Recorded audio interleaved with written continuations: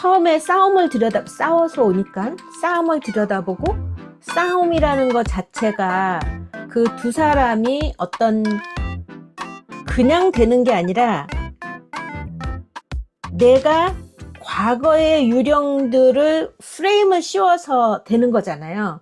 그렇기 때문에 원가족에서 어떤 식의 성격이 형성돼서 싸우게 되었는가를 보는 게 싸움을 구체적으로 어떤 싸움을 하는지 보고 그거를 보기 위해서 초점 삼각형을 본 다음에 초점 삼각형이라는 거는 그런 어떤 다이나믹을 보는 거고 또 갈등 삼각형 역시 다이나믹이지만 갈등 삼각형은 개인의 것들을 보는 거잖아요. 그러니까 초점 삼각형에서 상호적인 싸움을 보고 갈등 삼각형에서 각 개인이 어떤 갈등으로 방어가 부딪히면서 싸움이 되는지를 이렇게 보게 되는 거. 그래서 싸움을 보고 초점 삼각형을 보고 갈등 삼각형을 보는데 이들이 내 숨겨진 감정, 나는 신뢰받고 싶어요. 나는 항상 이 꼭지점, 갈등 삼각형의 꼭지점에는 그 내적인 대상, 표상들이 다 있다는 거잖아요. 갈등 삼각형에 여기 보면은 숨겨진 감정을 보면은 어떤 감정이냐면 거기에 주체가 있고 대상이 있고 언제나 주체가 있고 대상이 있고 그 연결하는 정서 요게 하나의 내적 대상 단이라고 그랬죠. 내적 대상 단인데 여기서 숨겨진 감정은 뭐냐면 나는 누군가로부터 신뢰받고 싶어요. 나는 누군가로부터 사랑받고 싶어요. 나는 뭐 하고 싶어요? 라는 내 안에 자기에 대한 것, 나는 어떤 거를 원하고 대상은 어떤 걸 원하고 거기서 원하는 정서는 뭐고 이런 내적 대상 표상 유닛이 있잖아요. 요 안에 숨겨진 표상 안에.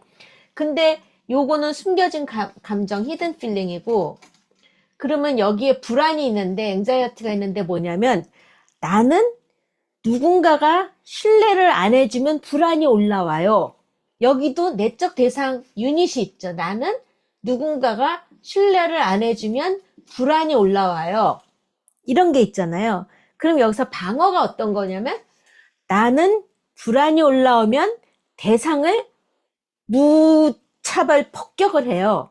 아니면 나는 철회해버려요. 나는 폭력적이 돼요. 그러면서 나는 나를 요 히든 필링을 충족시켜주는 않는 사람한테 어떤 식의 폭력을 가해요. 그냥 철회해버려요. 숨어버려요. 이런 여러 가지 방어에 대한 것도 내 안에 내적 대상 표상의 유닛이 작용을 하는 거잖아요. 그래서 그렇게 돼갖고 이제 처음에는 싸움을 보고 그 다음에는 그 싸움이라는 게 초점 삼각형을 통해서 원가족에서 무엇이 형성돼서 어떤 성격적인 걸로 싸움으로 나오는지에 대한 두 사람의 싸움에 대한 상호작용을 보고 초점 삼각형으로 싸움을 보고 초점 삼각형을 보고 그 다음에 요런 갈등 삼각형 부부의 남편의 아내의 그런 것들을 보면서 여기서 한 사람은 달겨들고 한 사람은 철회하고 고립되고 회피하고 이래서 엄청 싸움이 붙는구나 라는 각자의 역동을 또 보는 거 갈등 삼각형을 보잖아요. 근데 갈등 삼각형을 보면서 첫째 싸움, 두 번째 초점, 세 번째 갈등 삼각형을 보고 네 번째 갈등 삼각형에서 이 방어에서 변화가 일어나는 거잖아요. 나는 지금 내가 이렇게 핵폭탄처럼 달려드는 게 사실은 내 남편 철수한테 하는 것이 아니라 내 아버지가 나를 그렇게 핵폭탄처럼 짓밟았던 것들이 내 안에서 마치 아버지한테 복수하듯이 내가 하고 있구나. 이런 것들을 알아차리면서 지금 철수가 그런 게 아니구나. 내가 아버지의 어떤 프레임을 철수한테 씌우고 내가 그러고 있었구나 라는 거를 알면서 자기의 방어가 완화가 되잖아요. 그러면 이게 자기의 방어가 완화되면서 여기서 대상관계 유닛에서 조금 변화가 일어나면서 방어에서 변화가 변화가 생기면 갈등 삼각형의 변화가 생기잖아요. 그러면 만약에 이럴 때 철수와 영희가 서로가 이런 방어에 대한 것들이 나는 우리 엄마가 엄청 통제적이었는데 이 영희가 엄청 통제적이고 집안의 재정 모든 거 문화적인 거 여행 가는 거 모든 거를 관리하게 통제를 하고 있는데 실제로 영희가 그런 성격적인 특성도 있지만 철수가 자기 엄마의 통제적인 이미지를 여기다 부여하면서 투자적동의시로 역할을 부여하면서 영희로 하여금 모든 관리를 통제하게끔 하면서 어떤 마음이 드냐면 엄마가 나를 통제하는 것 때문에 내가 질식당하는 것처럼 영희가 나를 통제하고 있구나라고 질식을 당하고 있잖아요. 그래서 영희가 확 통제하려고 그럴 때 사실은 이게 영희가 실제 그러는 것보다 내가 통제하는 엄마의 이미지를 영희한테 프레임을 씌웠구나. 이렇게 돼갖고 여기서 둘이서 만나는 건데 또 이게 이제 영희 거라면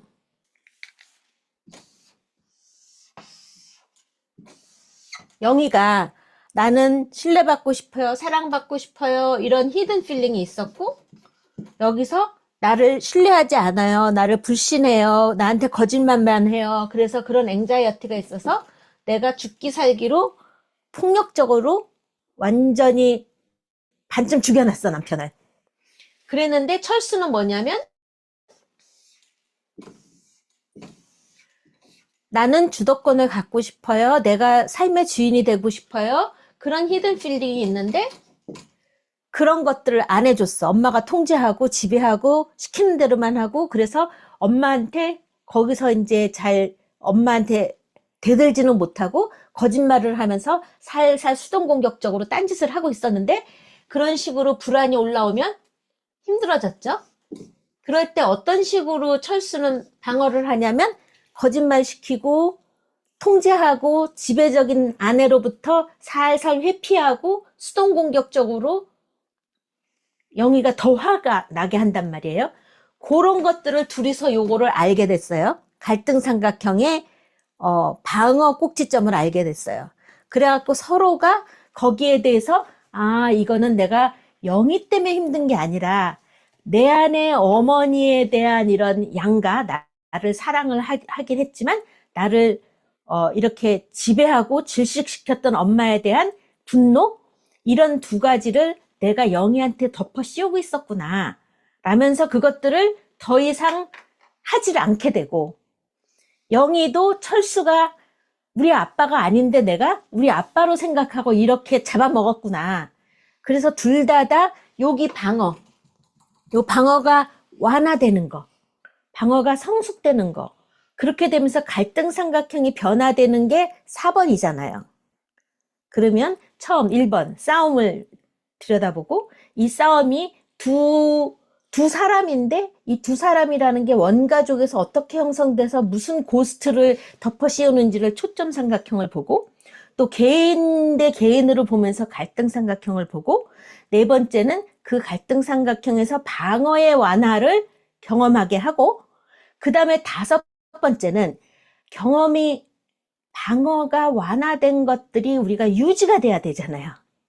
유지가 돼야 되는데 우리가 지난번에도 앞으로 이제 5단계 마지막 챕터들로 가면 5단계가 나오면서 우리 지난번에 프로차스카의 변화의 리볼빙 도어를 봤잖아요. 그래서 그 변화의 리볼빙 도어가 뭐냐면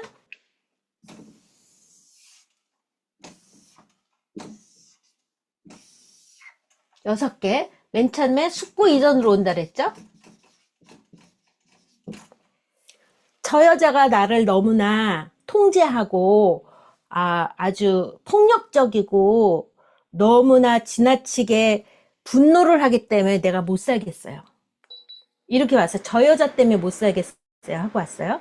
그러면 또 상대편에서는 맨날 거짓말만 하고 세금을 낸다 그러고 세금 안 낸 고지서가 차 안에서 발견되고 했다 그랬는데 나중에 보면 안 하고 이렇게 수동적으로 한다 그러면서 저를 약으로 올려갖고 뭐 힘들어요. 뭐 이런 것들이 전부 다 숙고 이전이에요. 다 너가 잘못했어. 이렇게 하고 숙고 이전으로 왔는데 숙고 단계를 되니까 사실은 이게 내가 이런 역할을 부여했구나. 사실은 내가 어머니 역할을 부여했구나. 내가 아버지 역할을 부여했구나. 투사적 동의시로 역할을 내가 이끌어냈구나. 라고가 숙고잖아요. 그 다음에 준비 단계가 있어요. 그러면 나는 어떻게 하지? 이런 변화를 일으켜야 되겠다. 우리가 더 이상, 유형 갖고 싸우면 안 되겠다. 라고 준비를 하고, 그거를 이제 행동으로 옮긴단 말이에요. 행동으로 옮기는데, 우리가 행동은 옮기는 게 작심삼일. 그러니까 유지가 안 되잖아요. 그래서 유지하는 게 중요하다. 근데 우리가 어떤 것들을 행동을 변화를 하고 유지를 했지만 그렇게 우리가 쭉 좋아지진 않잖아요. 우리는 몸에 밴, 뼈와 살이 된 이런 폭력성, 분노, 이런 나의 핵심 역동과 핵심 방어 기제는 죽을 때까지 나잖아요, 그게. 그러니까 다시 그런 모습으로 퇴행을 하게 된단 말이에요. 그러면 퇴행을 했으면 옛날하고 똑같이 되는 게 아니라 변화가 됐는데 다시 돌아왔다가 됐다가 돌아왔다가 좋아지면서 평면에서 왔다 갔다 하는 게 아니라 나선형으로 눈에 보이게 좋아지진 않지만 꾸준히 좋아지는 어떤 그런 것들을 하잖아요. 그래서 그럴 때 무엇이냐면 우리가 이제 준비를 하고 행동에 옮기고 유지를 하려고 그러는데 자동적으로 우리는 몸에 밴 핵심 역동과 몸에 밴 핵심 방어 기제가 있기 때문에 자동적으로 반사적으로 이전의 모습이 자꾸 나오잖아요. 그래서 부딪히게 되잖아요. 그럴 때 우리는 도구를 개발해서 둘이서 상호 협력하에 우리가 스크립트 라이팅, 대본을 쓴다 그랬잖아요. 그래서 지금 우리가 이래서 이러고 있고 저래서 저러고 있으니까 이런 상황이 됐을 때는 우리가 어떤 식으로 조금 서로를 상호적으로 잠재적인 약속을 하자. 이런 거가 됐을 때 우리가 조금 공간을 상대방한테 좀 허용을 한다든가 뭐 이런 식으로 자기네들이 도구를 하나 개발을 해요. 유지할 수 있는 도구를 개발하는데 이거는 치료자가 해주는 게 아니라 두 부부가 저기까지 이르렀으면 이제 5단계까지 간 거잖아요.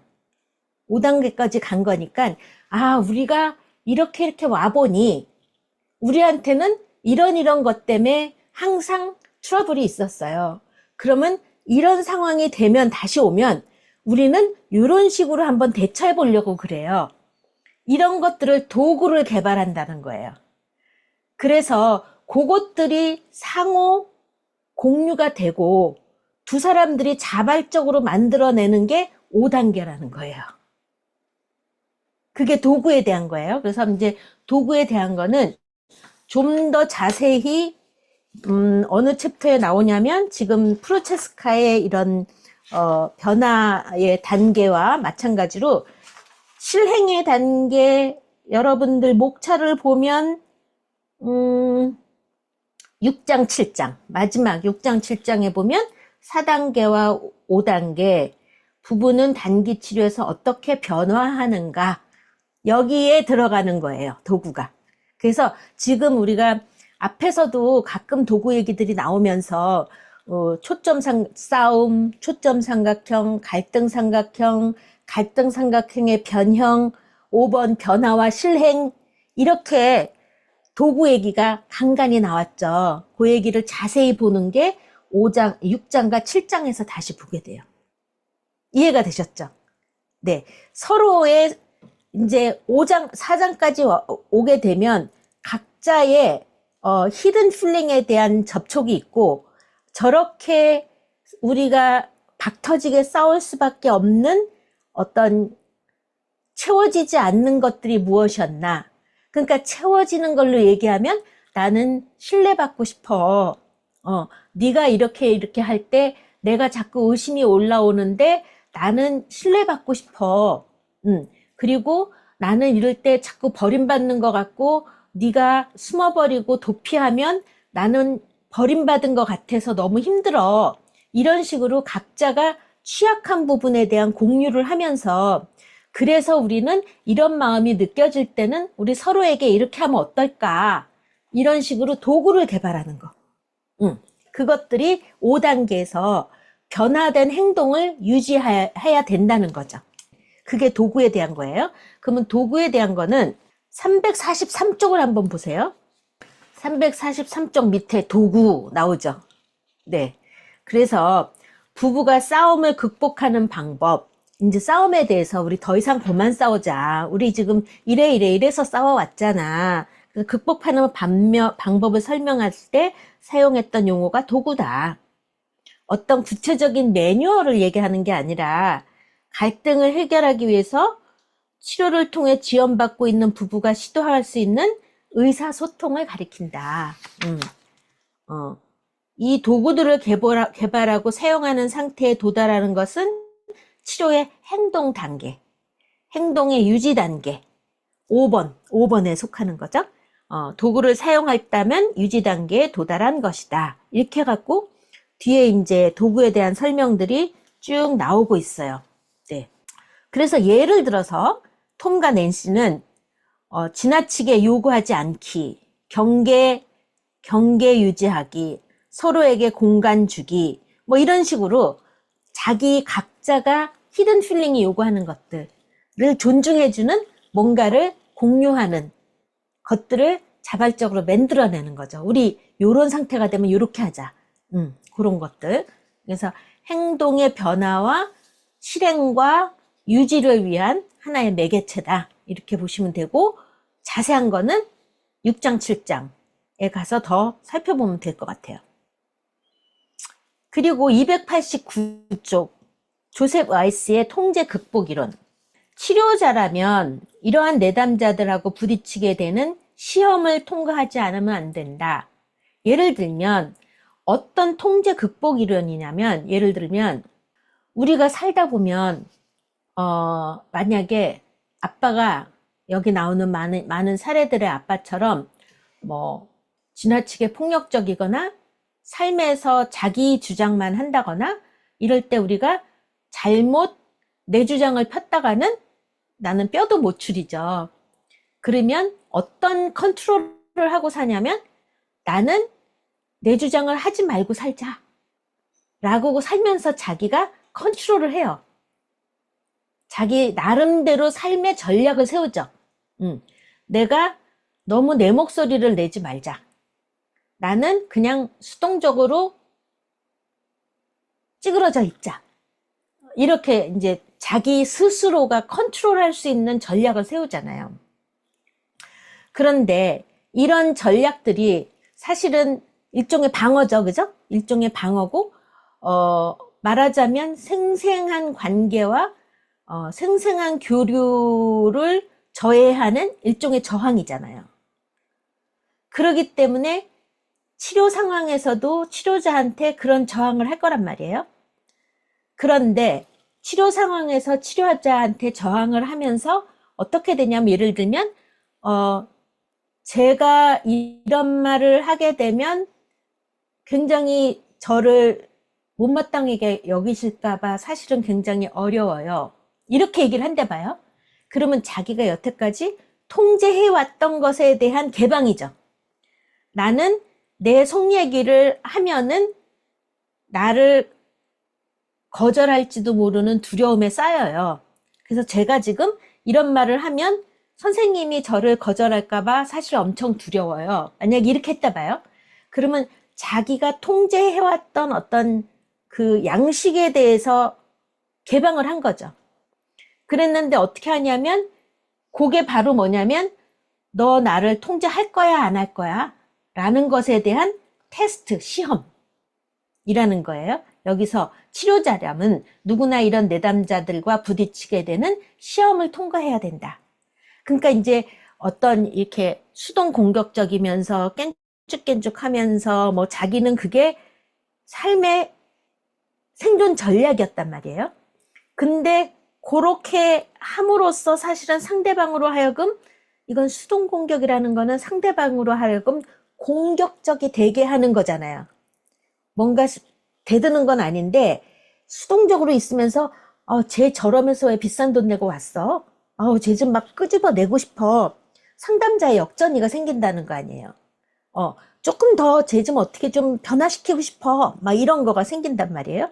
그럴 때 이 내담자가, 이 상담자가 이전에 나의 대상들하고 똑같이 하는지, 아니면 내가 이렇게 해도 수용이 되는지 라는 거에 대한 일종의 테스트를 한다는 거예요. 무의식적으로.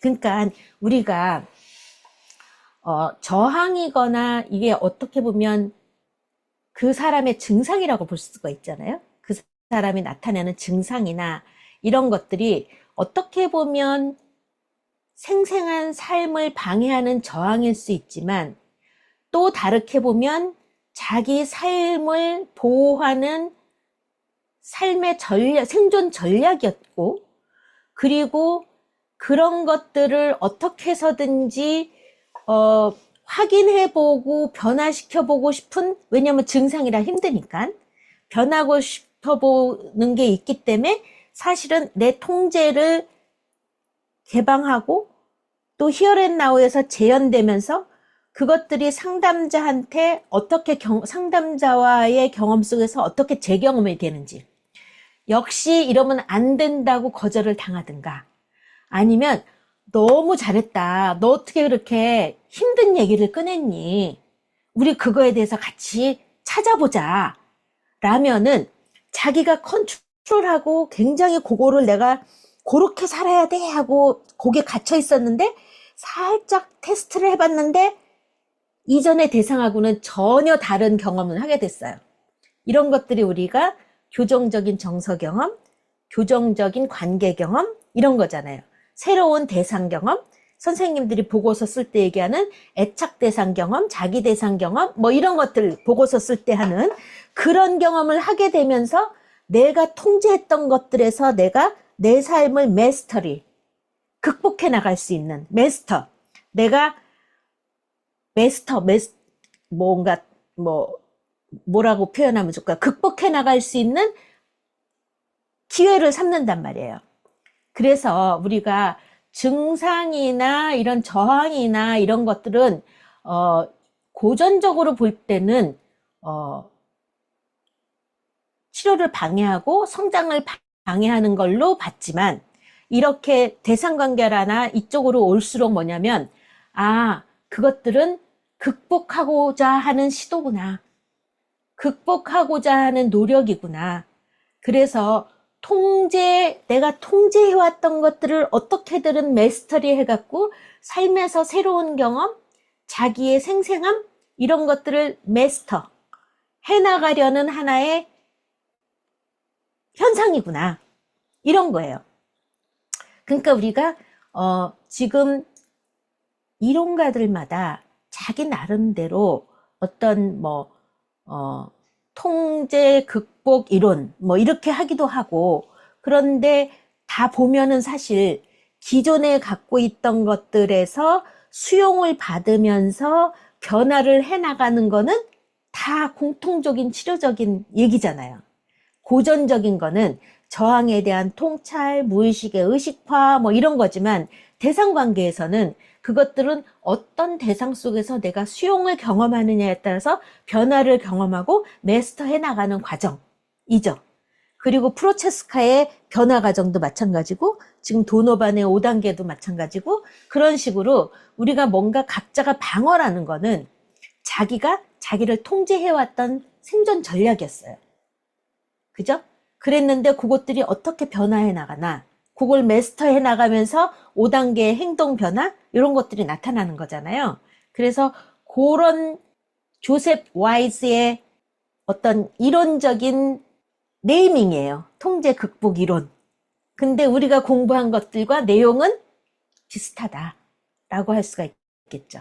이제 통제 극복 이론도 마찬가지로 이를테면 우리가 이거를 비혼의 컨테인먼트, 담아주기로 얘기한다면 누군가가 굉장히 불편한 것들을 투사를 했어요. 상담자한테. 근데 상담자가 그거를 컨테이닝 해주고 다 감당할 만한 걸로 돌려주고 그러면 투사한 것들이 감당할 만한 걸로 가잖아요. 이게 투사적 동일시의 치료적인 과정이기도 하고 변화의 어떤 과정이기도 하고 어떤 비혼에 담아주기의 개념인 것도 하고 그죠? 그러니까 이론가들마다 자기네들이 사용하는 이론은 자기네 개념적인 도구는 있지만 우리는 치료적으로 갖다 쓰는 거는 상당히 유사하다 크게 볼 때는 라는 거죠. 네, 289쪽 해석이냐 개입이냐 라는 거예요.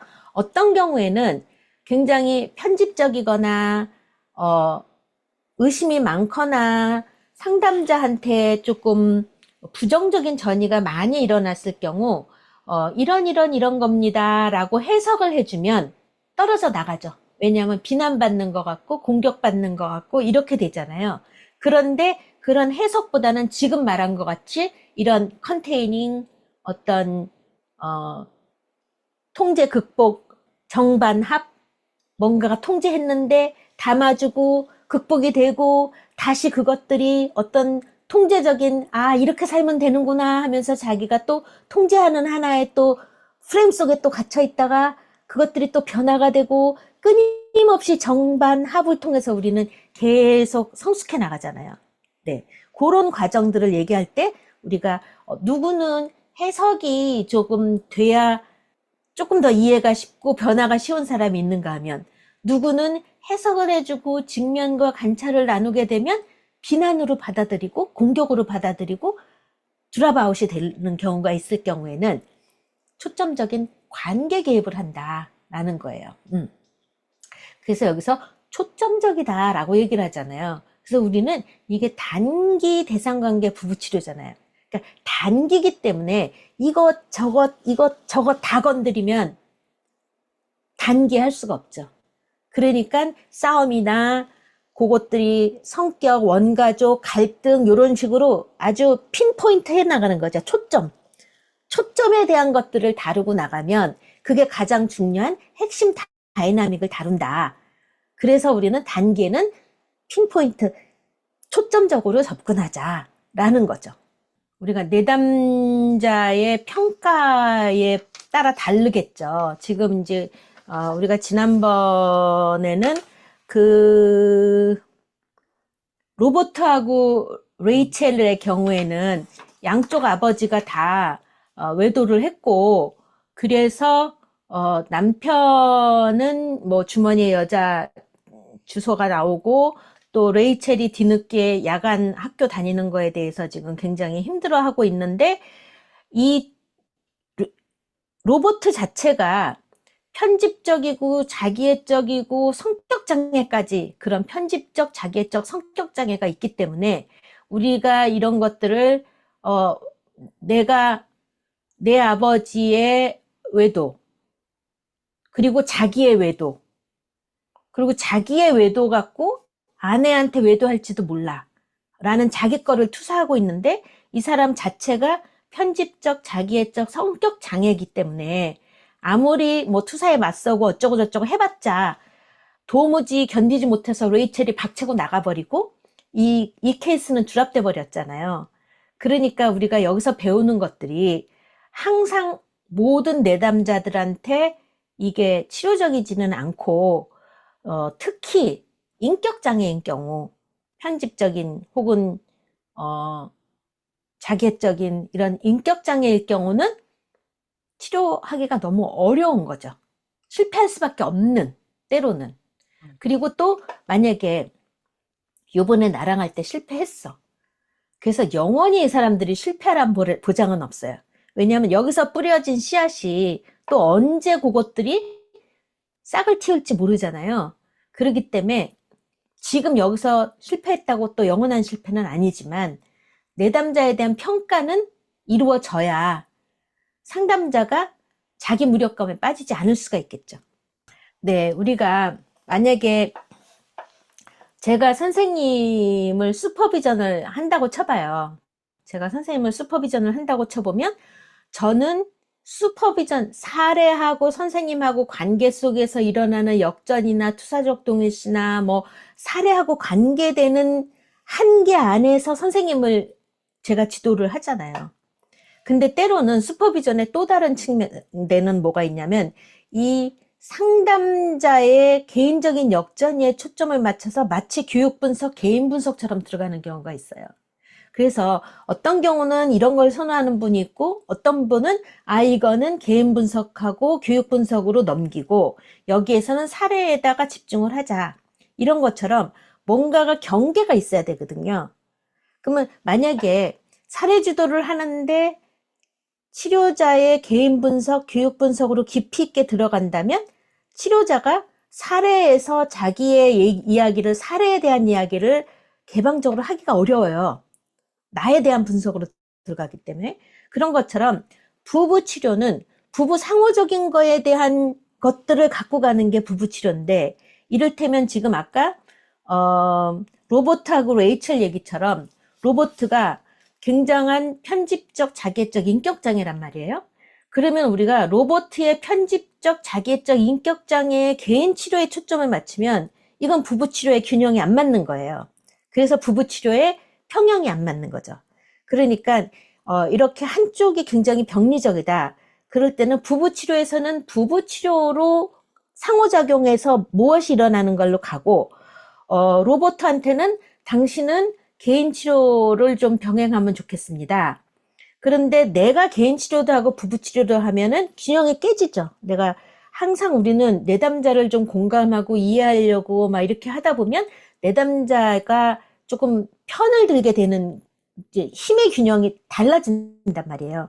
그러면 부부 치료는 부부 치료대로 하되, 로버트, 내가 당신은 뭐 약물이 좀 필요한 것 같아. 어디 정신과 뭐 당신이 알아서 가던, 모르면 이런 데 가면 좋을 것 같아 라든가 개인 치료를 소개시켜 준다든가 이렇게 하지 않으면 충돌이 생기는 거죠. 개인 치료와 부부 치료가. 그래서 여기서 이제 계속 나오다 보면은 개인 치료와 부부 치료의 줄타기, 균형 잡기 뭐 이런 얘기가 여러 번 나와요. 그러니까 이거는 우리가 개인 치료로 쏠리면 안 된다 라는 거죠. 그 얘기예요. 그게 부딪히게 된다.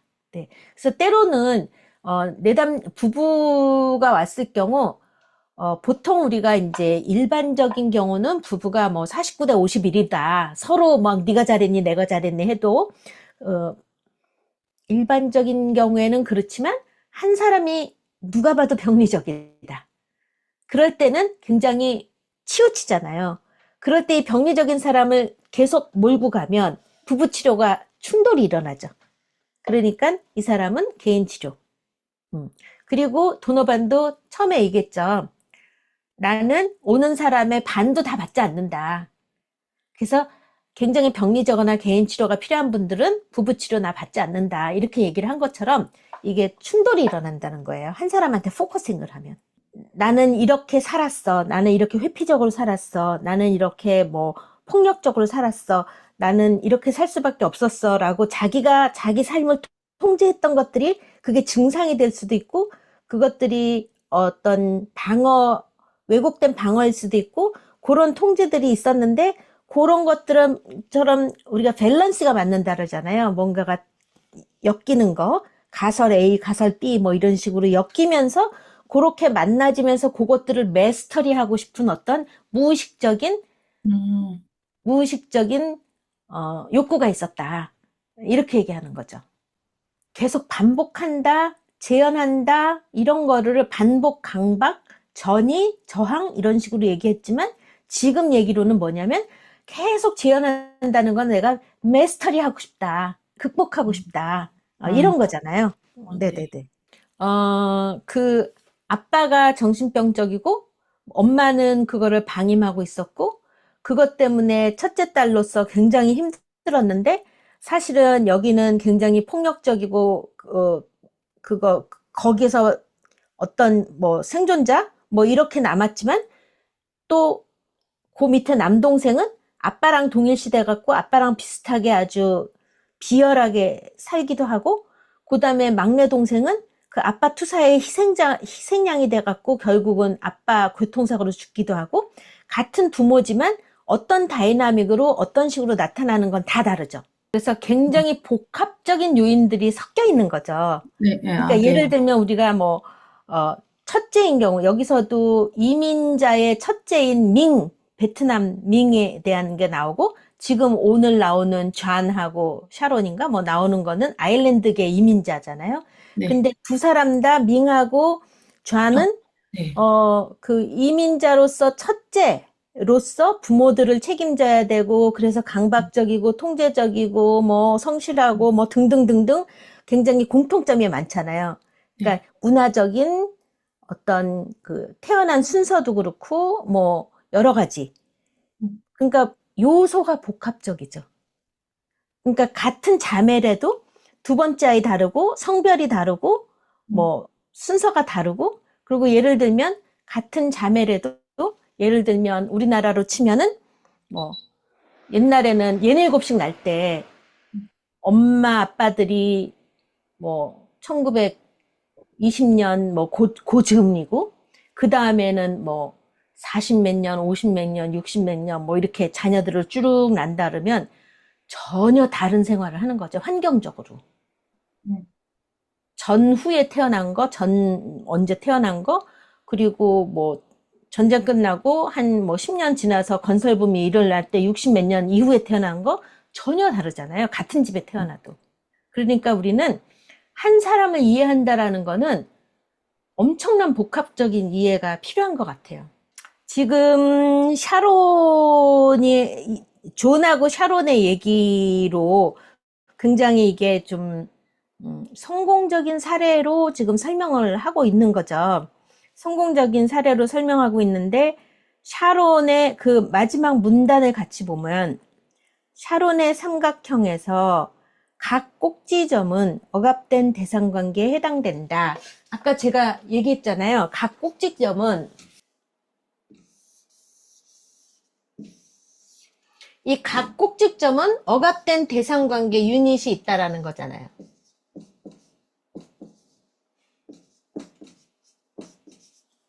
그죠? 억압된 대상관계 유닛이 있다라는 거잖아요. 그러면 불안의 꼭지점에서 이제 숨겨진 감정에서는 샤론이 나는 사랑받고 싶고 신뢰받을 만하다. 사랑받고 싶고 신뢰받고 싶다. 여기 사랑과 신뢰로 연결되고 싶다. 나와 대상이 사랑과 신뢰로 연결되고 싶다. 근데 누군가가 사랑하지 않고 신뢰하지 않으면 나는 엄청 불안이 올라온다. 그런 거잖아요. 그럴 때 나는 어떤 방어를 하냐면 맹렬하게 공격한다. 맹렬한 공격. 나는 맹렬한 공격으로 대상관계를 형성한다.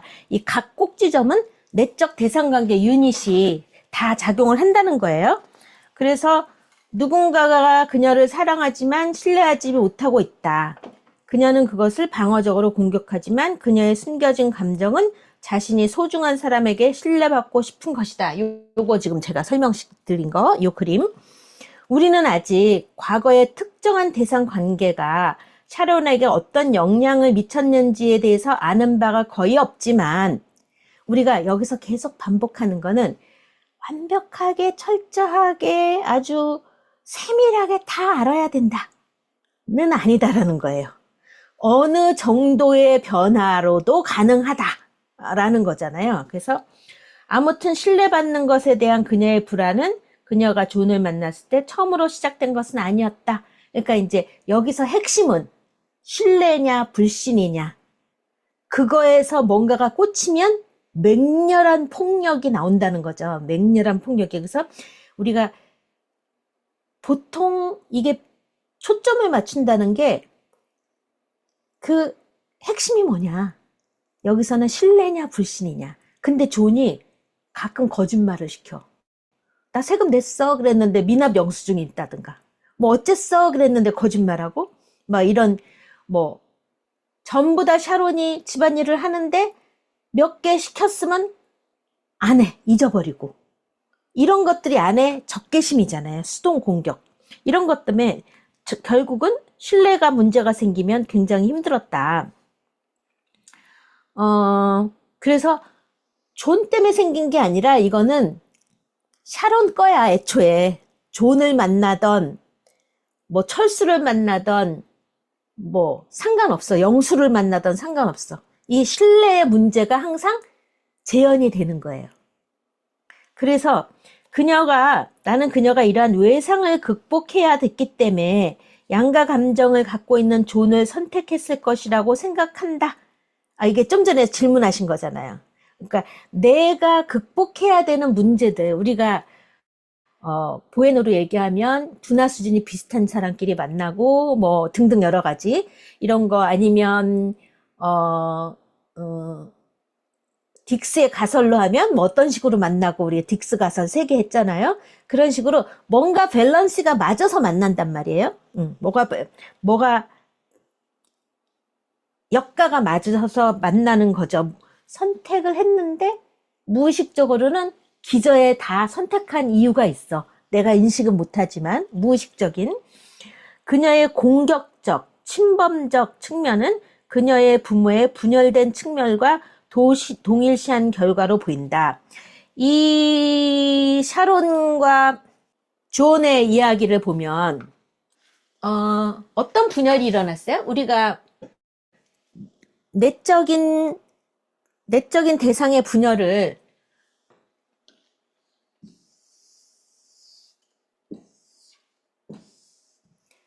내 안에 어떤 내적 분열된 대상이 있어요? 샤론의 내적 대상의 분열을 보면은 굉장히 비판적이고 요구적이고 뭐 이런 아빠의 엔틸리비디날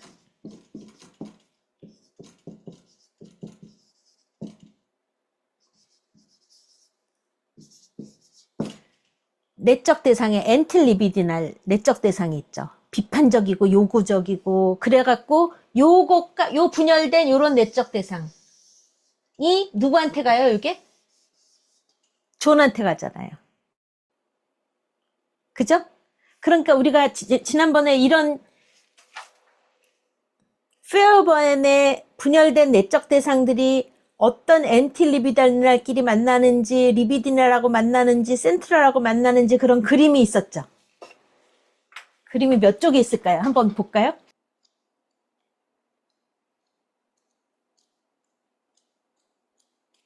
몇 쪽에 있었을까요? 105쪽? 105쪽. 네, 맞아요. 이거예요.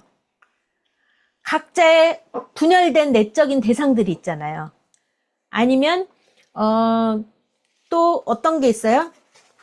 여기서는 리비디널한 오브젝트도 있죠.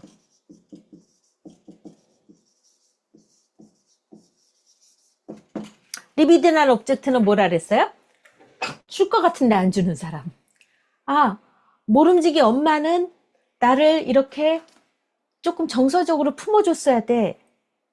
그런데 그거를 내가 요구하고 갈망하고 있었어. 그런데 우리 아빠가 직장을 안 다니기 때문에 엄마가 나가서 직장 다니고 살림하고 다 해야 돼.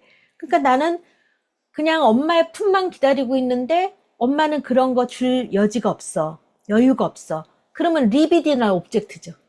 아빠처럼 폭력을 행사하거나 비난하거나 요구하거나 이렇게 엔틸리비디널은 아닌데, 리비디널한 건 줄 듯 안 주는 거. 그게 리비디널이죠. 그러니까 이렇게 각자 분열된 내 내적 대상들이 있잖아요. 그래서 이런 것들이 어떻게 상대방한테 어떤 때는 이게 투사가 되고 어떤 때는 이게 투사가 되고 이러면서 그런 내 안에 상담에 오는 사람들이 많은 경우 이 가운데 센트럴한 아이디얼 오브젝트가 있는 경우는 많이 없잖아요. 그래서 요 분열된 내적 대상들을 어느 식으로 투사를 하고 나의 어떤 면에 또 상대방도 그렇게 되잖아요. 이게 영희 거라고 치면 여기 철수 거도 이렇게 돼서 이렇게 만나던 이렇게 만나던 이렇게 만나던 이렇게 만나던 이렇게 만나던 이런 식으로 대상들이 복합적으로 만나진다는 거죠. 투사와 투사적 동시로. 이게 분열된 내적 대상들이에요. 비판적이고 요구적이고 아빠는 박사학위 하다가 하지도 못했으면서 뭐 하여튼 자기 안에 어떤 이렇게 미해결 과제를 계속 샤론한테 못 살게 굴었는데 그런 면을 동일시해서 아버지의 분열된 면을 동일시해서 내가 요거를 그대로 좌안을 잡아먹는 데 썼더라. 그거죠. 네. 투사적 동일시를 내가 그렇게 프레임을 엮었더라. 네. 그래서 우리 안에는 이렇게 분열된 내적 대상들을 동일시하면서 그걸로 고스트, 상대방을 그 대상으로 여기고 그런 역할을 하도록 유도하고 역할을 부여하고 그러면서 그렇게 살더라. 예, 여기서 표현한 거는 가상적 대상 관계를 했다. 가상적 현실 관계를 한 게 아니에요. 네, 그냥 내 안에 있는 아버지라는 상을 거기다가 프레임을 덮어 씌워서 실제로 존을 만난 게 아니라 존이 아닌 덮어 씌워진 아버지를 만나면서 공격을 하고 존의 공격을 받으면서 더 회피하게 만들면서 그런 아주 악순환, 편집적인 악순환을 하더라. 네. 이게 현실적인 대상 관계가 아니라 가상적인 대상 관계를 하더라. 그래서 우리가 이 사람들이 행동의 변화와 이런 그 갈등 삼각형에서 방어가 줄어드는 거는 가상 세계에서 현실 세계를 보는 거잖아요. 그러면 여기서 뭐라 그러냐면 아내가 나를 무시하고 통제하고 지배한다고 가상적인 생활에서 했는데 사실은 내가 나를 무시하고 이런 것들이 아내가 했다고 생각했다. 스스로가 나를 무시하고 스스로가 나를 평가절하하고 스스로가 우울했다. 그래서 나는 더 이상 그렇게 부여된 역할로 하지 않고 숨은 감정, 나는 자유롭고 싶다, 나는 선택하고 싶다, 더 이상 나는 그런 프레임으로 살지 않겠다. 그래서 스스로가 나는 권리와 자유를 선택하겠다. 이게 그래서 에너지의 방향이 바뀌었다 이렇게 얘기하잖아요. 에너지의 방향이 어떻게 바뀌었냐면 네가 나한테 이랬잖아. 네가 이랬잖아. 이랬는데 사실은 내가 스스로 나한테 그런 거를 네가 그랬다고 내가 투사했구나. 나는 더 이상 내 거를 너한테 투사하면서 너한테 피해받는다는 그런 프레임에서 나는 벗어나서 나는 더 이상 나를 열등하게 여기고 무시받는다고 여기지 않고 나는 내 삶을 살래. 이러고 나온 게 지금 이 좌니 지하실에 내려가서 터득하고 나온 거잖아요. 그런데 여기서 책에서 뭐라 그러냐면 지하실에서 예측하지 못한 전환점을 맞아서 부부관계에 부부 치료하는 사람들이 많은 경험을 하는데 예측하지 못한 전환점에서 변화가 되는 경우들이 많다. 그럼 아까 설명하신 것처럼 1 더하기 1이 아니잖아요. 예측하지 못한 일들이 일어나요. 일어나는데 여기서 뭐라 그러냐면 그래서 지하실에서 예측하지 못한 일이 일어났어. 근데 그걸로 영원히 이렇게 좋아지는 게 아니라 어느 날 다시 지하실에 들어가서 또 퇴행을 해. 그러다가 다시 꿈틀거리고 나와. 근데 뭐가 중요하냐? 첫 번 경험이 중요하다. 이렇게 나오잖아요. 그러니까 우리가 일단 얼핏이라고도 경험하면 그 얼핏이라는 게 나한테는 굉장히 지렛대가 되잖아요. 얼핏이라는 거. 네. 얼핏이 되게 중요해요. 그냥 송아지가 우연히 뒷꼬리로 파리 잡듯이 어느 날 얼핏 됐어. 근데 그 다음에 죽어도 안 돼. 근데 얼핏 된 거는 또 내 안에 입력이 돼요. 그 얼핏이라는 경험 이후에는 그것들이 뭔가가 이루어지는 아이스 브레이킹이거든요. 그래서 지금 이 존하고 샤론의 사례는 존이 지하실에 내려가서 화가 나서 싸우고 지하실에 확 내려가 버렸어. 지하실에 내려가서 먹고 자고 안 올라왔어. 그러면서 뭔가가 깨달아진 거야. 예기치 않은 전환점이 생겼다. 부부 치료자들이 종종 경험하는, 이렇게 나왔잖아요. 네. 그랬는데 이후에도 몇 번 더 퇴행을 하면서 몇 번 더 지하실에 내려가면서 그런 것들이 이제 도구화 되면서 뭔가가 같이 얘기가 되는 거잖아요. 그래서 우리가 지난 시간에 부부 치료에서 한 사람만 변화해도 치료가 되나요? 라는 얘기를 했잖아요. 그래서 지금 여기서 존이 지하실 가서 자기가 예기치 않은 전환점을 갖고 올라왔더니 변하더라. 라고 한 사람만 변해도 변하더라. 그런데 한 사람이 변했는데 그 변화를 보고 샤론이 거기에 맞춰서 우리가 결혼 생활 중에서 이렇게 행복했던 적은 없어요. 라면서 여기도 완화되면서 부부치료가 됐는데 여기도 끝까지 완강하다? 그러면 힘들겠죠. 그러니까 한 사람이 변화되면 당연히 다른 사람은 완화가 되는데 만약에 너무 고착돼 있어서 네가 완화되거나 말거나 나는 너랑 못 살아. 이럴 때는 치료적이지가 않겠죠. 지금 우리가 이게 이제 모든 개인 상담에도 도움이 된다는 이야기가 뭐냐면 초점과 갈등.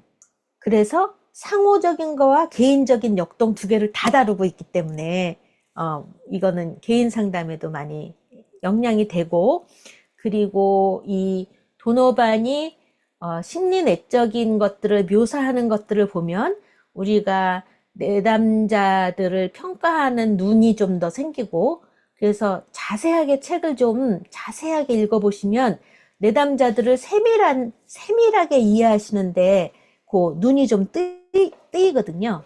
그런 도움을 좀 받으시면 좋을 것 같아요. 이제 부부 상담은 가능하면 부부가 하면 좋은데, 네. 이제 때로는 가능하지 않은 경우, 그리고 두 사람의 각자 개인적인 갈등 삼각형이 너무 조금 심각하게 있다라고 그러면은 만약에 부부 영희 한 번, 철수 한 번, 부부 영희 한 번, 철수 한 번 이렇게 하든가, 이렇게 균형이 맞아야 되는데 만약에 여기는 철수가 너무 편집적이고 병리적이라서 철수를 좀 여러 번 하고 뭐 영희를 해야 돼. 이거는 부부 상담의 균형이 안 맞아요.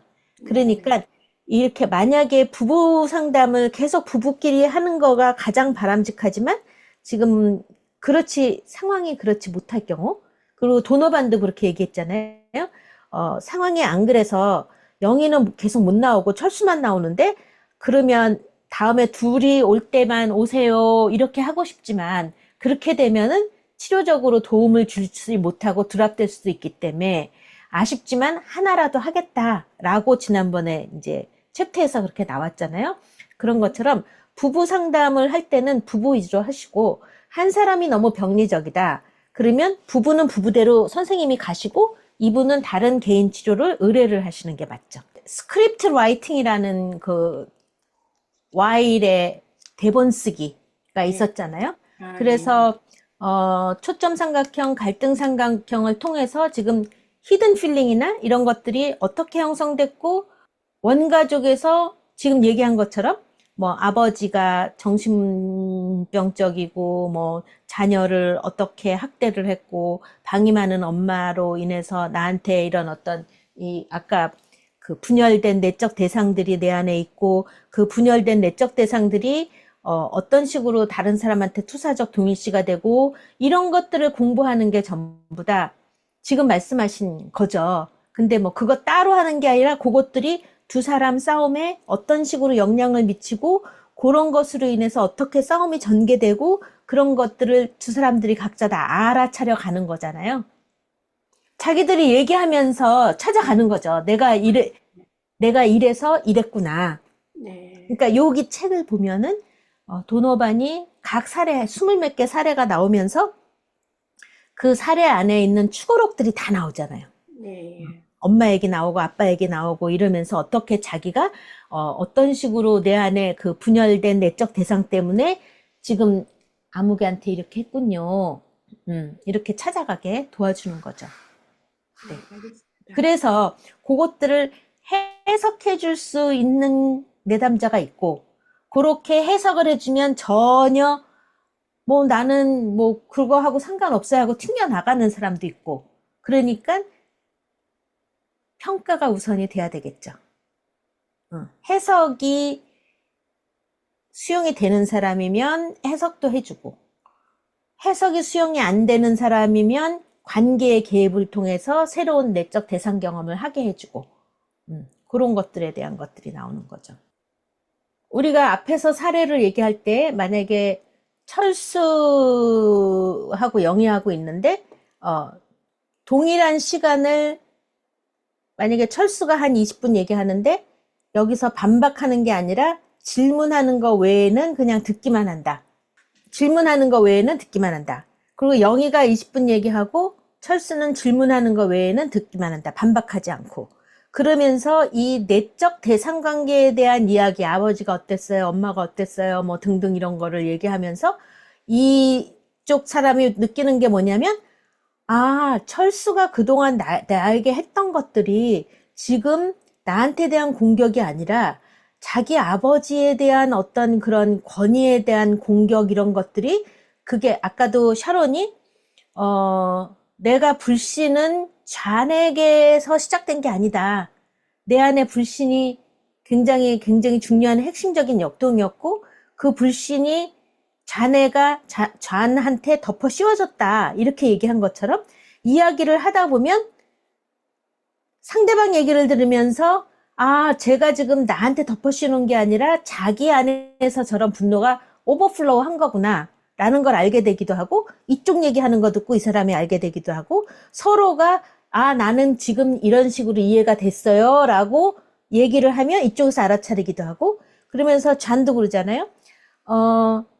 자기가 그렇게 수동적이고 그런 건지 몰랐다, 내가 얘기할 때.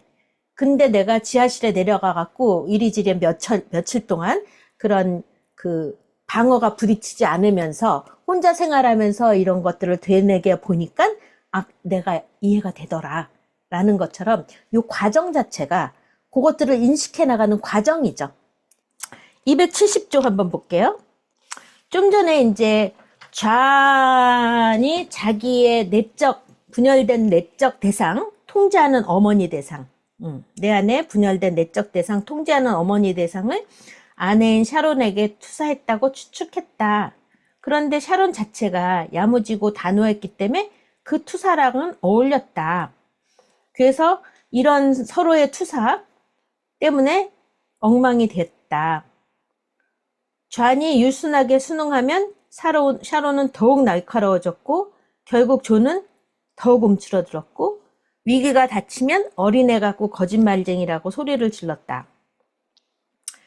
존은 자신이 필요했지만 두려워했던, 또 한편으로는 증오했던 괴물 같은 어머니. 이게 양가 어머니죠? 양가 감정을 가진 어머니예요. 한쪽으로는 필요했고 한쪽으로는 두려워했고, 이런 양가적인 어머니. 그는 수동 공격적으로 그녀를 비난했고 질문에 대답하지 않았으며 하기로 했던 집안일들을 잊어버리는 것으로서 그녀에게 대항했다. 이렇게 부부는 과거의 대상관계들을 재현하면서 더 위험한 상황으로 빠져들고 있었다. 이게 아까 설명드린 서로에게 역할 부여한 내적 분열된 대상과 동일시해서 상대방한테 어떤 투사적 동일시를 일으키는지, 그래서 삶이 얼마나 엉망으로 되어 가는지에 대한 이야기인 거죠. 네. 그래서 두 번째 회기에서는 내적 대상으로서의 어머니와 아내 사이의 관계를 탐구하기 시작했다. 아, 어머니가 이런 분이었어요. 그리고 아내가 나한테 이렇게 하고 있는데, 아, 혹시 이렇게 어머니의 이런 모습하고 아내의 이런 모습하고 혹시 뭐 유사한 면이 있을까요? 뭐 어떤 차이가 있을까요? 이러면서 같이 탐구해 나가는 거죠. 탐구해 나가면서 그런 병렬 관계를 찾아가는 거죠.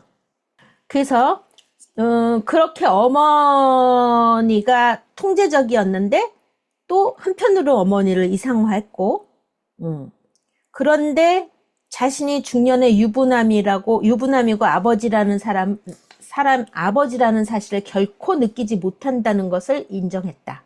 그게 결국은 아내와 어머니 밑에서 통제를 받으면서 움츠러들어서 있었는데 너무 그 사람들이 위협적으로 느껴졌다. 어머니에게 그랬던 것처럼 거짓말도 했다. 이런 것들이 아내를 간접적으로 공격하는 것일지도 모른다.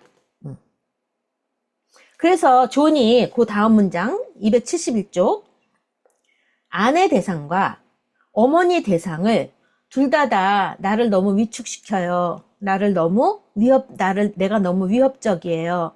나는 중년의 유부남이고 아버지라는 느낌을 못 갖겠어요. 막 이렇게 얘기했을 때 서로 아내와 어머니를 이렇게 연결시켜 가는 과정에서 전폭적으로 지지를 해주는 거죠. 중요한 얘기를 하셨네요. 그 두 사람이 어떤 점에서 유사하고 무엇이 다른가요? 뭐 이런 식으로 이 탐구하는 거를 전폭적으로 지지를 해주는 거죠.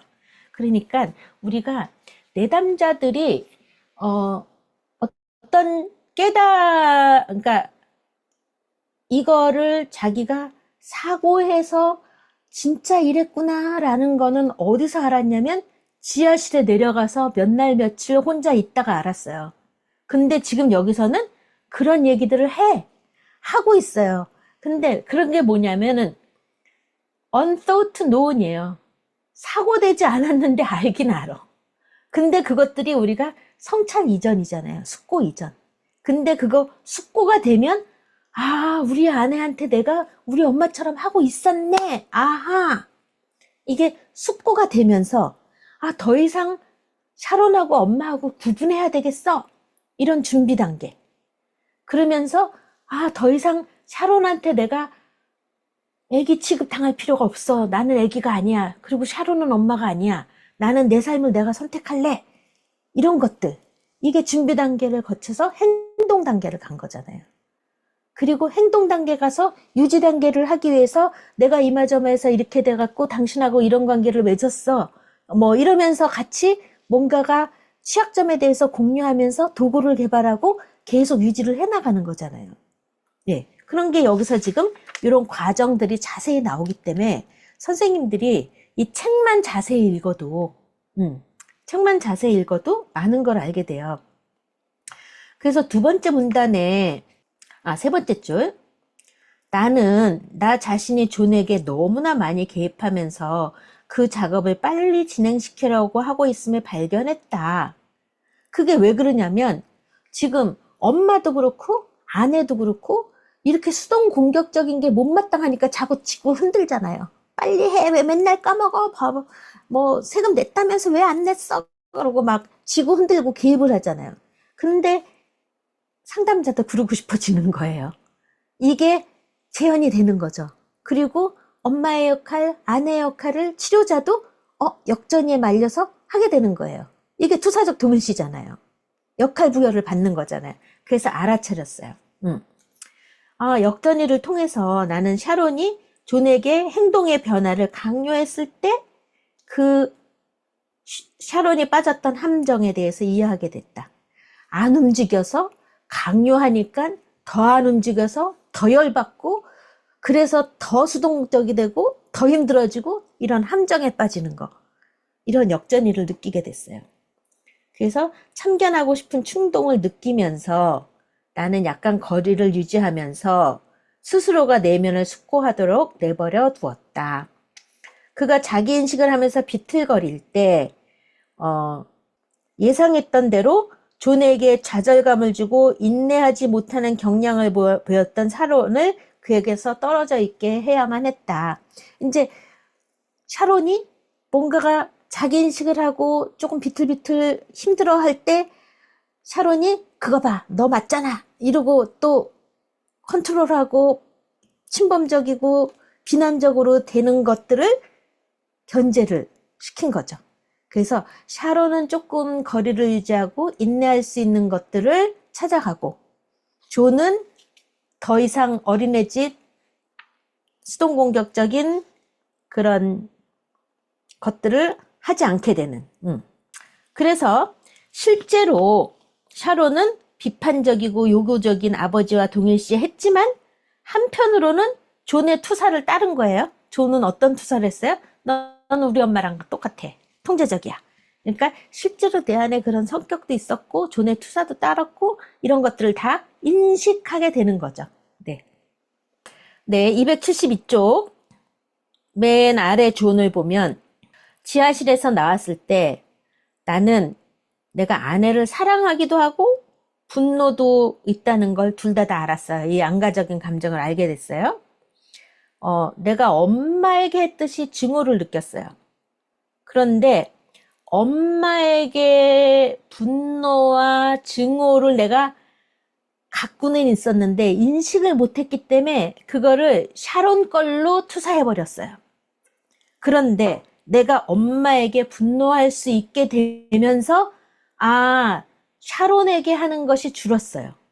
그러니까 우리가 내 안에 있는 분노와 증오와 내가 억압했던 부정적인 꼬리를 붙였던 정서와 접촉을 해야 거기서 노연할 수가 있는데 거기에 대한 부인, 여기서 뭐라 그랬냐면 존의 네 번째 줄 보면 초점적 삼각형, 지금 저는 어머니에 대한 분노를 느끼기 시작했어요. 그동안은 엄마를 이상화시켰다 그랬잖아요. 엄마를 이상화시켰다고 그랬어요. 그동안은 엄마를 이상화시켰는데 이제는 엄마가 그렇게 이상적인 면만 있는 것이 아니라 나를 질식시키는 면에 대해서 내가 분노를 느끼기 시작했어요. 그리고 그 분노는 여러 해 동안 디나이얼 되어 왔어요. 부인되었어. 이상화시켰기 때문에 엄마에 대한 분노를 내가 인식하지 못했어.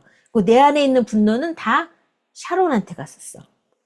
제가 그 감정을 느끼지 않고 아내인 샤론에게 투사했던 것에 대해서 죄책감을 느끼고 있어요. 하지만 어머니에 대해서 분노를 터뜨리고 나면서 샤론에게 죄책감을 느낄 필요가 없어졌어요. 그래서 샤론한테 분노하고 그리고 죄책감 느끼고 또 샤론이 나를 무시한다고 화내고 이런 여러 가지 과정 속에서 그런 유아적인 행동을 하니까 샤론은 당연히 존을 무시하죠. 무시하게끔 유도를 한 거예요. 당연히 무시하죠. 유아적으로 구니까. 저는 아내가 무슨 말을 할 것이라고 미리 가정하고 아내가 말하는 모든 것들이 내 기분을 상하게 하고 나를 힘들게 한다고 생각했어요. 근데 이것들에 대해서 내가 분노를 구별하고 나에 대해서 좋은 기분을 갖게 되니까 다른 사람의 말을 경청할 수 있었어요. 그러니까 다시 우리는 투사적 동일시나 let them, let her, let him 이런 이론이나 마찬가지로 나에 대한 것을 내가 갖기 시작하면 주변에 대한 것들에서 내가 자유로워진다 라는 거죠. 그래서 우리의 캐치프레이즈 나나 잘하자. 결국은 거기에서 자신에 대한 좋은 느낌, 네가 나를 무시하는 게 아니라 내가 나를 무시했고 네가 나를 위축시킨 게 아니라 내가 스스로 위축돼 있었기 때문에 이제 내가 선택권을 갖고 내가 주도적으로 살을 내 하는 순간 다른 사람 말이 경청이 됐어. 그동안은 수동 공격적으로 듣지도 않고 잊어버리고 안 해버렸는데 이렇게 됐다는 거예요. 그래서 갈등 삼각형을 바꾸기 시작했어요. 존은 분노와 자기 비난을 투사하는 대신 그리고 어머니와의 관계를 재현하는 대신 다 이제 자기 안에 자기 걸로 에너지 방향을 바꿨다. 투사하는 거에서 다시 나로 에너지 방향을 바꿨다. 이렇게 얘기했죠. 어머니는 지휘하고 아버지는 그냥 회피하고 자격이 있는데도 시험도 안 보고 회피하고 살고 있었고 창조적으로 안 살고 소극적으로 살았는데 그래서 엄마로 하여금 돌봄을 받는 게 편했어요. 엄마가 지휘하는 게 편했어요. 그리고 이상화시켰어요. 그랬는데 이제 어머니는 나를 통제했고, 근데 나를 돌봐줬어요. 그래서 나는 돌봄 받는 걸 좋아해요. 여기서도 그림 4에 보면은 꼭 지점마다 내적 대상 관계가 있죠. 주어, 동사, 목적어를 보면 숨겨진 감정, 자존감, 자기 표현의 권리, 그 다음에 방어, 그런 것들이 용납이 안 되고 통제받고 있으니까 자기가 자기 비판을 하고 자기를 평가절하 했는데 그것들이 다 네가 하고 있다라고 투사를 하고 경로하고 그러면서도 엄마한테 순응했기 때문에 순응하는 거짓자기로 살았죠. 그러면서 까먹은 걸로 퉁쳐버리고, 그리고는 어리석고 돌봄받고 우유부단하고 어린애 같은 걸로 늘 불안해하고 있어. 274쪽도 보면 다 그런 얘기예요. 실제로 존이 대학 교수로서 뭐 책도 출판하고 유능하게 다 생활을 하고 있는데도 불구하고 이런 정서적인 투사적 동일시에 여기서 뭐라 그랬어? 족쇄가 끼었다 그랬나? 자기 우유부단한 자기를 불안이 둘러싸고 있다. 스스로 자기를 얽어매고 있다.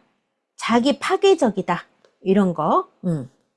그래서 나의 분노, 숨겨진 감정과 접촉하는 순간 참 목소리를 내기를 소망하게 되었다. 맨 마지막에서 4번째 줄. 내가 나 자신을 평가절하했어요. 그녀가 그런 게 아니에요. 그는 숨겨진 감정을 삶에서 실행하기 시작했다. 나는 스스로 권리를 가지고 있고 나는 그거를 선택할 수 있는 권리가 있어요. 네, 이렇게 자기 숨은 감정을 움켜졌어요. 이제 숨은 감정이 마치 네가 안 해줘서 너 때문에 내가 유아적으로 이렇게 퇴행할 수밖에 없었어 이랬는데 네가 그런 게 아니라 내가 스스로 그렇게 살았어. 이제 내가 움켜질래. 이러고 나니까 샤론도 우리 생애에서 최고로 멋진 시간이었어요. 그래서 여기서 종종 부부 중 한 사람이 자신의 갈등의 삼각형, 방어를 극복하면서 나타난다. 275쪽 밑에서 3번째 줄. 그는 그의 열등하고 불확실한 자기. 이게 자기잖아요. 자기. 불확실한 자기. 스스로 몰아냈고 자신의 깊은 감정에 접촉했다. 그래서 우리가 숨겨진 감정이라는 거는 자기를 촉진시키는 잠재력이다. 그랬잖아요. 숨겨진 감정이라는 거는 나를 촉진시키는 감정이고 나의 희망이다. 그거를 이제 움켜졌어요. 그래서 자기 수용과 자기 확신을 느낄 수 있었다. 277쪽 2번째 문단에서 위로 4번째 줄. 갈등의 삼각형을 극복하는 것은 단번에 이루어지는 것은 아니지만 때로는 부분적인 통찰이 결정적인 행동 변화를 이끌어내기도 한다. 그래서 우리가 완벽한 단번에 이루어지는 마법적인 어떤 변화가 아니고 어느 정도의 변화일 망정 결정적인 행동 변화를 이끌어내기도 한다라는 거예요. 네, 278쪽 우리가 삼각형 받고 279쪽에 3번째 문단을 보면 불안과 방어에 뗄 수 없는 연결. 근데 그것들은 어디서 오냐면 초기 대상 관계의 1차적인 대상들과의 동일시. 아까 분열된 내적 대상들, 리비디날, 엔틸리비디날 이런 분열된 내적 대상들과의 동일시 때문에 내가 상대방한테 그렇게 행동을 하는 거죠. 네. 282쪽 3번째 문단. 지금 부부치료에서 중간 단계에 있는 이야기를 하면서 이 단계에서는 초점적 삼각형의 중점, 또 갈등 삼각형의 중점, 이 두 가지. 그러니까 초점적 삼각형 상호적인 것, 갈등 삼각형 개인적인 것, 이 두 가지를 오고 가면서 균형을 맞춰간다 라는 거죠. 우리는 반드시 초점 삼각형에 우선적으로 관심을 기울이고 그래서 부부와 상호작용을 해야 된다. 부부와 상호작용이 부부치료잖아요. 283쪽 마지막 문단. 내담자들은 언제나 자신들의 갈등 삼각형을 변경할 수 있는 최소한 일정 정도의 능력을 보여준다. 우리가 여기서 그리고 예를 드는 게 밍이 굉장히 아시안으로서 유교적인 권위에 눌리고 권위 인물에 수능적이면서 수동적이고 자기 표현도 안 하고 많이 억제돼 있는데도 불구하고 갈등 삼각형을 깨달으면서 변화시키면서 부부관계의 치료적인 변인이 되었다. 이런 걸 보면서 언제나 누구든지 아까 우리가 성격장애를 제외하고는 어느 정도 최소한 일정한 정도의 능력이 있다. 갈등 삼각형을 변화시킬 수 있는 이렇게 얘기를 하고 있죠. 그래서 284쪽 세 번째 줄 밍의 흥미로운 사례를 통해서 우리는 억압이 매우 심한 사람들도 갈등 삼각형에 대한 작업을 상당히 생산적으로 해낼 수 있다는 사실을 확인했다. 286쪽 데이빗과 레티샤 얘기 사례를 하면서 밑에서 8번째 줄 레티샤의 심각한 우울증은 어머니가 죽고 난 후에 시작되었다. 당시 레티샤는 어머니가 돌아가시고 나서 더욱 독립적인 행동을 하려고 할 때마다 죄책감을 자극하면서 레티샤의 삶과 소신에 영향을 미치려고 하는 데이빗에게서 어머니를 새롭게 발견하는 두려움을 겪었다고 말했다. 어머니의 분열된 내적 대상과 동일시해서 그거를 남편한테 투사적 동일시를 한 거죠. 그러니까 엄마가 너는 나를 돌봐. 그리고 개별화하고 독립하는 거를 방해했었는데 지금 데이빗이 그러고 있다는 거예요. 엄마가 돌아가시고 나니까. 그들 부부는 사랑하고 증오하는 과거의 익숙한 대상들을 상대 배우자에게 재현했던 것이다. 이게 아까 얘기한 분열된 내적 대상, 엔틸리비디날, 리비디날 이런 대상들을 상대에게 서로 투사하고 그 역할을 재현하고 역할을 하게끔 끌어내고 투사적 동일시. 그래서 데이빗은 취약한 대상을 보호하면서도 숨막히게 했고 레티샤는 자신을 포위해오는 부모에 맞서 대항해야만 했다. 데이빗은 보호하면서도 질식하게 했어. 그래서 그런 부모한테 대항하듯이 데이빗하고 대항해야 돼. 그러니까 부모 유령하고 사는 거죠, 지금. 둘 다 통제 이슈가 있었다. 288쪽, 아까 개인 치료나 어떤 부부 치료냐, 균형을 맞춰야 된다는 얘기가 여기서도 나오죠. 마지막 문단. 한편 나는 데이빗에게만 집중하는 것으로 치료의 균형을 깨뜨릴 수는 없었다. 어느 한 개인에게 집중하는 거는 개인 치료와 부부 치료가 충돌한다. 이렇게. 그래서 데이빗에게만 치료를 집중하면 레티샤는 치료자하고 한편이 돼갖고 자기를 집중한다라고 생각하고 화가 나서 혼란스러워서 치료에 참여하지 않을 수도 있다. 이런 거죠. 그래서 치료자가 한 사람한테 집중 치료를 하면 저 사람도 나를 구제불능으로 여기나? 우리 아내가 여기듯이? 이런 식으로 비난을 받아들인다는 거예요. 그래서 밑에서 두 번째 줄 나는 어느 한쪽에 치우치지 않기 위해서 레티샤의 초점적 삼각형과 갈등의 삼각형을 균등하게 다루어야 한다라는 거죠. 네. 여기 아까 와이스의 통제 극복 이론 289쪽 우리가 다 다뤘죠? 그래서 그런 거를 통해서 밑에 밑에서 네 번째 줄 289쪽. 그리고 나면 나는 아내에 대해서 좀 더 긴장을 풀라고 제안할 것이다. 그리고 실험적으로 대본 쓰기 기법을 사용하여 부부관계에서 통제력을 상실하는 것에 대한 두려움을 표현할 수 있도록 도울 것이다. 나의 두려움, 히든 감정에 대한 어떤 취약성에 대한 접촉, 이런 것들을 서로 나누는 거를 우리가 대본 쓰기라고 이야기했죠. 네. 그동안은 만약에 폭력적이고 공격적이고 도피하고 이런 대본만 갖고 서로가 대화를 했다면 이제는 히든 감정, 취약한 것에 대해서 같이 나누는 거, 새로운 대본 쓰는 거. 네. 또다시 투사적 동일시 290쪽 밑에서 일곱 번째. 하지만 데이빗은 네타샤를 보호하고 통제하고 싶어하는 자신의 욕구를 그녀보다 능력이 부족하고 취약한 그의 부모와 여동생을 돌볼 때 느꼈던 의무감과 연결시킬 수 있어야 한다. 그러니까 데이빗이 자기의 부모와 여동생을 돌볼 때는 그들은 굉장히 취약한 사람들이었었잖아요.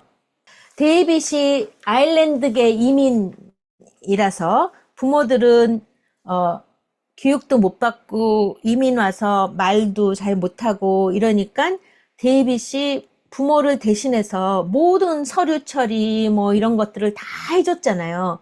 그리고 이 집안에서 최초의 대학과 대학원을 나온 사람이고 이렇게 이민 가족에서의 어떤 결핍을 앞장서서 다 해줬던 사람인 것처럼 보호하고 통제하고 이런 사람이었는데 아내는 그렇게 부족하고 취약하지 않아.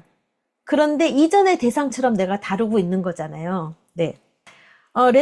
레티샤는 데이빗이 보호해야만 했던 그런 원가족처럼 연약하지도 않을 뿐만 아니라 능력 있는 어머니고 경영을 잘하는 숙련된 사업가다.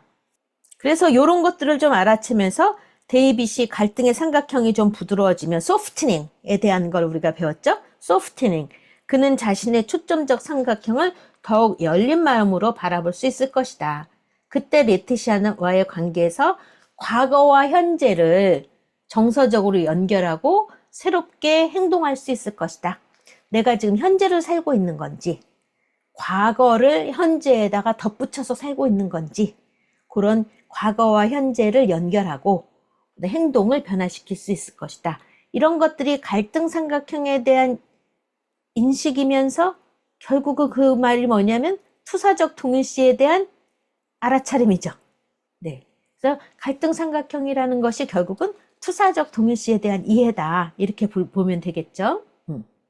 그래서 291쪽 나는 데이빗이 그 자기의 삼각형에서 벗어날 수 있게 하는데 레티샤의 도움을 받기 시작했다. 나는 데이빗이 통제를 다소 늦출 때마다 긍정적인 피드백을 제공했고 레티샤는 신뢰할 만하고 스스로 일을 처리할 수 있는 능력이 있다는 것을 확인시켜주기 위해서 그녀와 함께 작업을 해야 했다. 그 밑에 문단도 투사적 동일시에 대한 설명이죠. 갈등 삼각형에 대한 설명이면서 레티샤는 부부관계 안에 그녀 자신의 갈등 삼각형을 가지고 들어왔다. 우울증을 앓는 어머니를 일생 동안 간호하며 돌봐왔던 그녀는 외동이죠.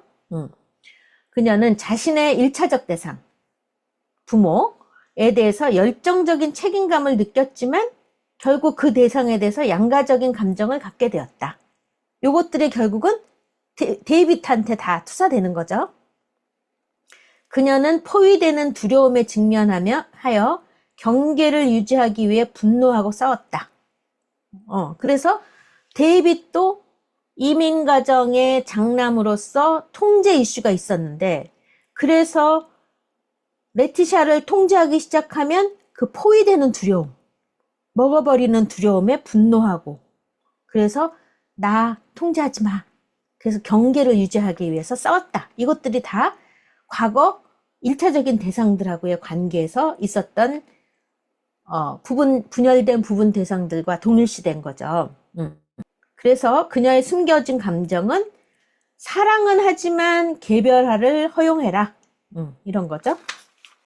그래서 지금 엄마도 중증 우울증이었고, 이런 레티샤도 우울증이었는데, 레티샤의 우울증은 다행스럽게도 부부치료, 약물치료로 완화되었다.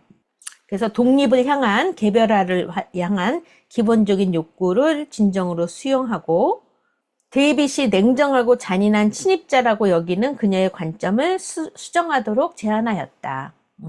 이게 결국은 갈등 삼각형에서 변화되는 거죠. 292쪽 밑에서 7번째 줄. 이러한 변화를 위해서 그들은 자신들의 기본적인 대상관계 가설, 우리가 대상관계 지도, 내적 대상관계 지도를 완전히 바꿀 필요도 없고, 삶의 모든 부분에서 서로가 철저하게 상호교류, 아주 부부는 일심동체여야 돼, 뭐 이런 신화적인 거짓, 왜곡이죠. 철저하게 상호교류해야 될 필요도 없다. 하지만 싸움이 일어나려고 하는 결정적인 시점에서 각자는 그들의 삼각형을 더욱 개방적인 방식으로 유지하면서 충분히 대화할 수 있을 정도로 오랫동안 싸움을 중지할 필요가 있다. 요거를 위해서 나중에 이제 도구를 개발하는 거죠. 우리는 이럴 때 이렇게 하자라고. 부부 치료는 부부 상호적인 요소, 부부 각자의 개인적인 요소, 그러니까 부부 상호적인 초점 삼각형, 부부 개인적인 갈등 삼각형 사이를 번갈아 가면서 이루어진다. 어느 한쪽을 강조하거나 어느 한쪽을 깎아내려서는 안 된다. 마치 팽팽한 밧줄이를 걷는 사람처럼 각자 부부, 초점, 갈등, 이게 균형을 유지해야 한다. 갈등 삼각형이라는 개념은 분석의 심리 내적인 수준을 다룰 수 있게 해준다. 개인적인 거. 그래서 억압, 투사적 동일시 이런 거 없이는 갈등 삼각형을 치료적인 과정으로 이해하기 어렵다. 오늘 여기까지 할게요. 빠지지 말고 오세요. 감사합니다. 네, 수고하셨습니다. 네. 아. 네.